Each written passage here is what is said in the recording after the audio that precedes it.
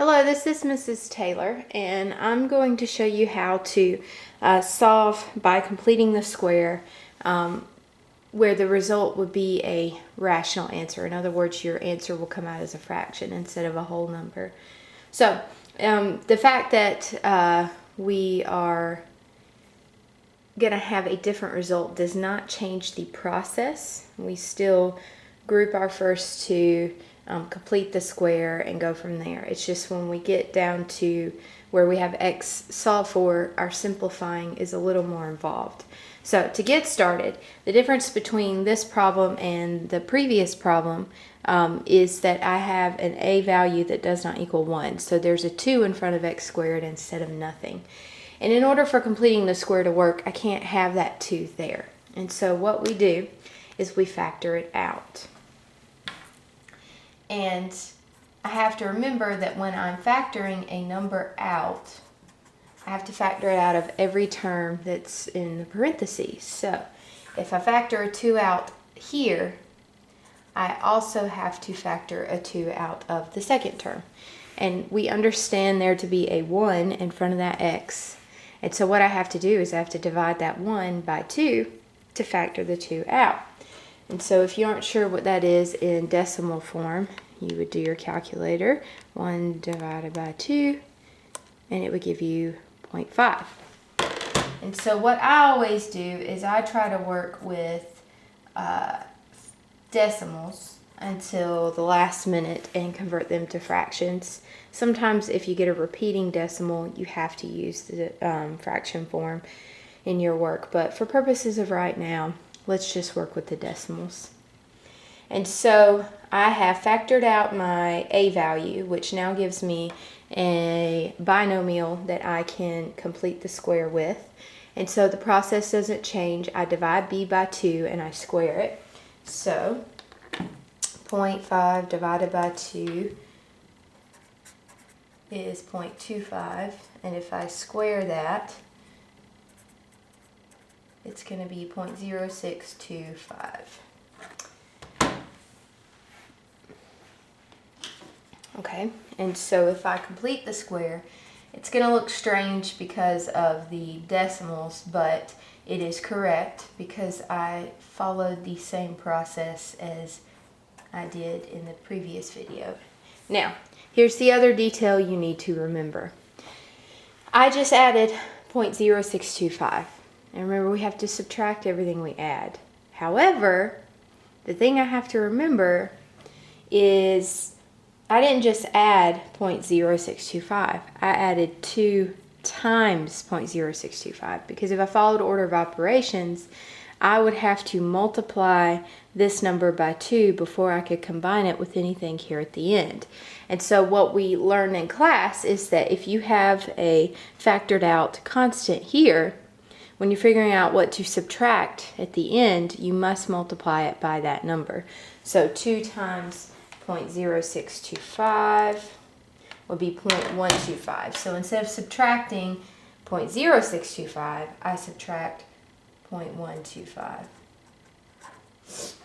And so the idea behind it may seem a little confusing, but as long as you remember to always multiply by whatever number's out here, you'll be fine.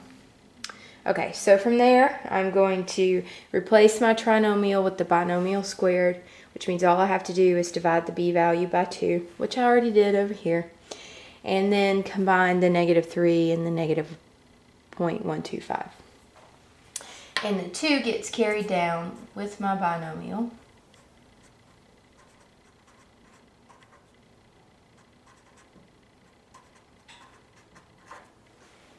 And so that would be my result from completing the square. And so now from there I have to solve. And remember, what we do is we add and subtract and multiply and divide to isolate that binomial squared. So I need to get rid of the -3.125 by adding it to the other side. And then after I do that, I would divide both sides by 2 to get everything to the opposite side of the binomial. And remember, when you solve equations, add, subtract first, then multiply and divide because we're working backwards through the order of operations.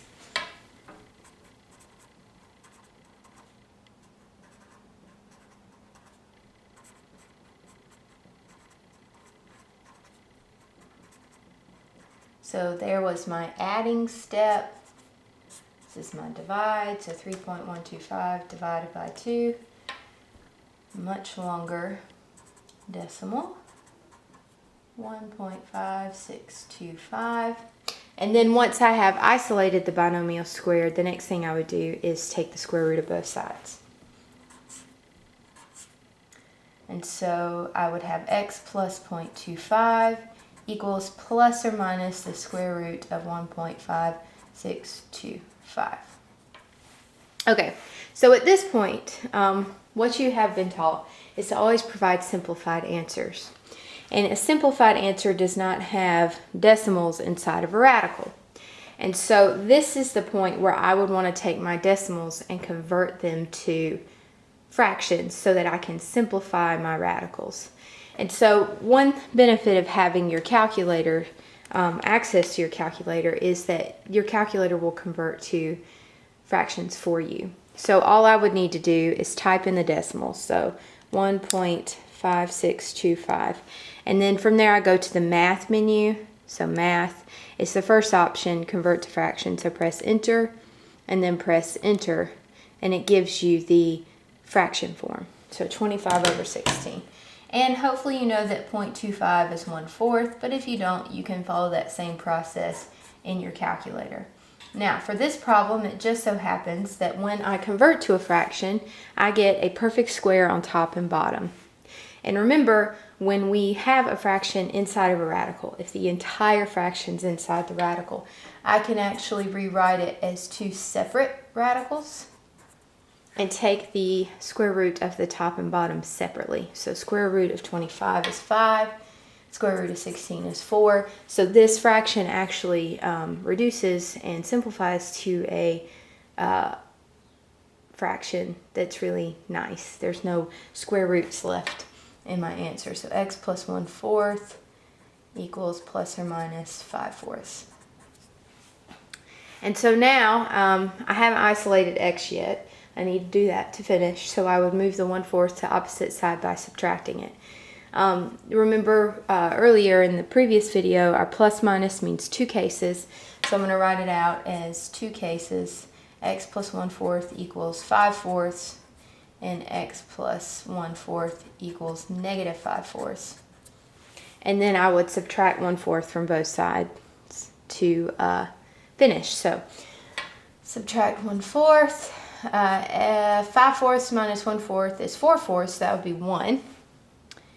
And then over here, subtract 1/4, that would be x equals negative 6/4, which is in reduced form, negative 3/2.